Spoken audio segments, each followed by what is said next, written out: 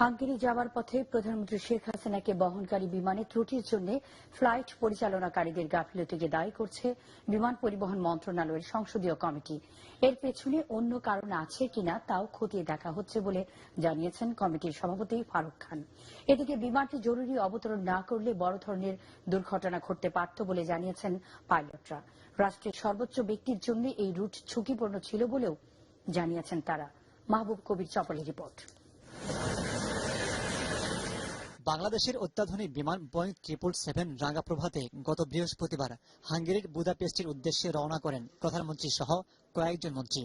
ঢাকা থেকে বুদাপেস্টের দূরত্ব ৬০০০ কিলোমিটারের বেশি, সময় লাগার কথা ৮.৫ ঘন্টা। এই দীর্ঘ যাত্রায় ভিভিআইপি ব্যক্তির জন্য পরীক্ষা নিরীক্ষার পরে বিমান উড্ডয়নের কথা, কিন্তু উড্ডয়নের মাত্র ৪ ঘন্টা পরই ত্রুটি ধরা পড়ে বিমানে। জরুরি অবতরণ করতে হয় তুর্কমেনিস্তানের আশখাবাদে। শুধু তাই নয়, এই রুটটি প্রধানমন্ত্রীর জন্য ঝুঁকিপূর্ণ ছিল বলেও জানিয়েছেন পাইলট শিকদার আহমেদ। ওনারা এখান দিয়ে গিয়েছেন, সো এইখানে এই পুরো পাকিস্তানের এখান থেকে এই পর্যন্ত কোন ইমার্জেন্সি হলে আমাদের prime minister would have been little awkward. বিকল্পটা ছিল ইন্ডিয়া পুরোটা friendly land, Iran is better than Afghanistan and Pakistan.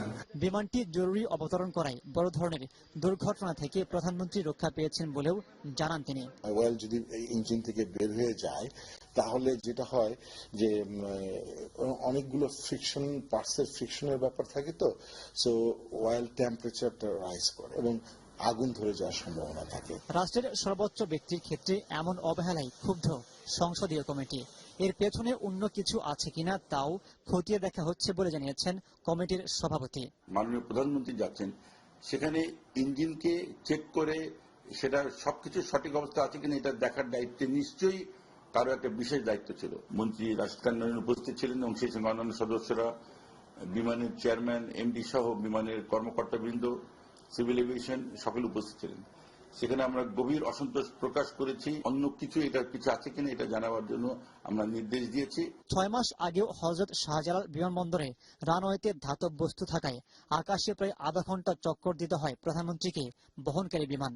ঘটনাটি তদন্ত করে দায়ীদের বিরুদ্ধে যে ব্যবস্থা নেওয়া হয়েছে তাতেও ক্ষুব্ধ সংসদীয় কমিটি। যাদের গাফলতির কারণে রানওয়েটা পরিষ্কার আছে কিনা দেখা হয়নি, তাদের বিরুদ্ধে ব্যবস্থা নেওয়া হয়েছে। আমাদেরকে যখন জানতে চেয়েছি কি ব্যবস্থা, সেই ব্যবস্থায় আমরা অসন্তোষ প্রকাশ করেছি। তবে এ বিষয়ে কথা বলতে রাজি হয়নি বেসামরিক বিমান চলাচল কর্তৃপক্ষ। এদিকে প্রধানমন্ত্রীকে বহনকারী বিমান রাঙ্গা প্রভাতের ত্রুটি তদন্তের জন্য বিমানবন্দরে রাখা হয়েছে।